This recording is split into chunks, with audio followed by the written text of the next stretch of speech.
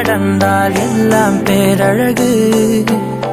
மழை வீழும் இளமாலையோ, இசையில்லா இடைவேளையோ, என்னோடு நீ நடந்தால் இன்பம் என் உலகு. உன்னோடு மட்டும்தான் என் நேரம் எனது, உன்னோடு மட்டும்தான் மெய் பேசும் மனது.